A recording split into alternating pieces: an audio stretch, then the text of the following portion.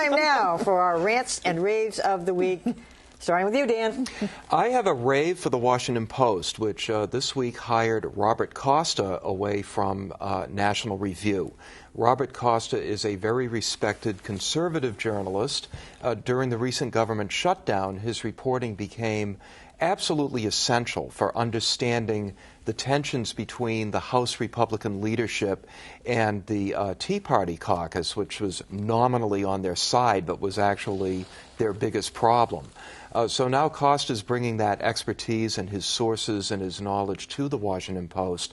One thing that I thought was kind of funny about this is that there was some conservative commentator, I forget who said, well, this is a sign of how Jeff Bezos is starting to remake the Washington Post. And the Post immediately put out the word, this is a hire we would have made at any time. Yeah. This has nothing to do with Jeff Bezos. All right, Callie.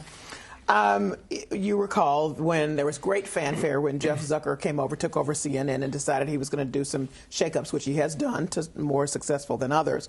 Then he decided to reinstitute Crossfire, which was this, allegedly debate program, having people with different ideological strains talk about issues. Well, it was really a yelling match.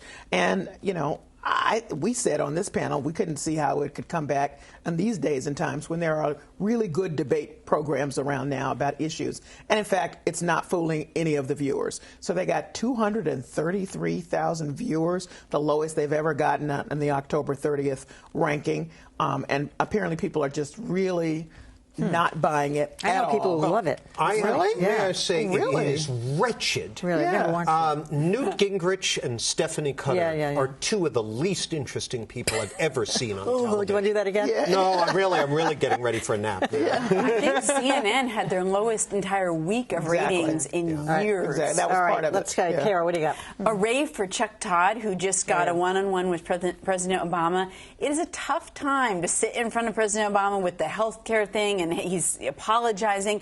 But I thought Chuck Todd did a really good job of saying, he brought in a column from Clarence Page and saying, look, it's not just your critics who are talking about this, it's your supporters who are having issues with it. I just think he did a very good job.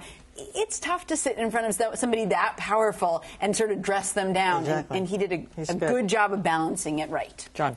I got a rant for the new book critic at BuzzFeed, the website, who, in an interview introducing himself, says that he won't be saying anything critical about any books on the website. He's going to follow the Bambi doctrine, he said, which is if you can't think of anything nice to say, don't say it. Well, first of all, it was Thumper who espoused that credo. Get your Disneyology straight. And secondly, you're a critic. We don't need any uncritical critics. Oh.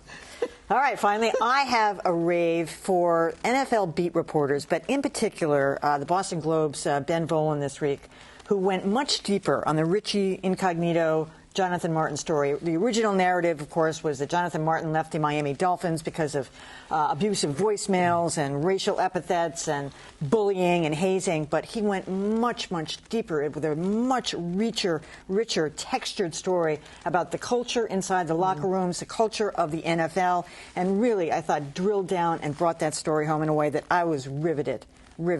So that was a good piece. Another good example of the fog of war. Yeah. You don't always know what's really going on until you press a little harder. I certainly didn't know that. I was shocked. And we had Shalise Menza-Young on last night, who's another great reporter, saying, that kind of stuff goes on all the time in the Patriots locker room, the N-word. Okay, I was shocked. Yeah.